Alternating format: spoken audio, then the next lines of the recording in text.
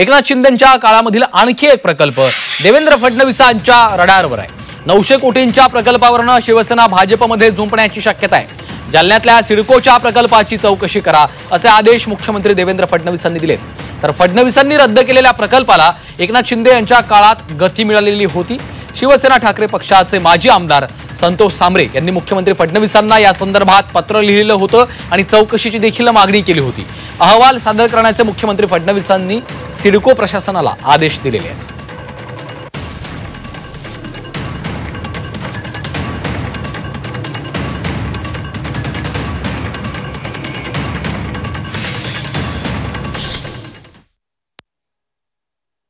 या प्रकरणाला आपण राजकीय रंग न देता राजकीय रंग दिल्यानंतर या मूळ प्रकरणाला आपल्याला बगल दिला जाईल।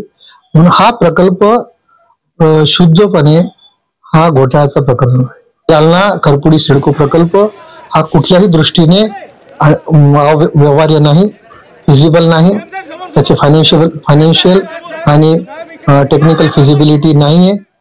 म्हणून हा प्रकल्प सिडकोच्या जनरल बॉडीच्या मीटिंग मध्ये रद्द करण्यासंदर्भातला निर्णय शासनाला पाठवण्यात आला आणि तत्कालीन शासनाने तो निर्णय रद्द ठरवला।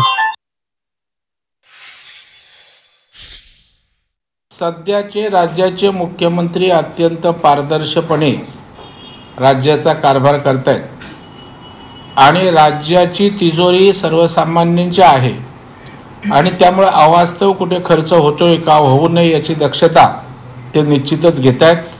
आणि अशातनं ज्या ज्या गोष्टी समोर येत आहेत त्यांना त्या ठिकाणी चौकशी असेल, स्थगिती असेल किंवा पुनर्विचार करण्याची त्या ठिकाणी भूमिका माननीय मुख्यमंत्र्यांची असते आणि तशाच प्रकारे जर त्यात काही चुकीचं अवाजवी असेल निश्चितच मुख्यमंत्री दखल घेऊन त्यावर कार्यवाही करतील।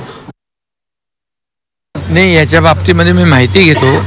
आम्ही जे सुरू केलेले प्रकल्प आहेत लोकहिताचे प्रकल्प, आणि त्यावेळेस मी मुख्यमंत्री होतो, देवेंद्रजी उपमुख्यमंत्री, अजितदादा उपमुख्यमंत्री होते, त्यामुळे आम्ही जे जे प्रकल्प सुरू केले ते लोकहिताचे केले। या बाबतीमध्ये मी माहिती घेतो।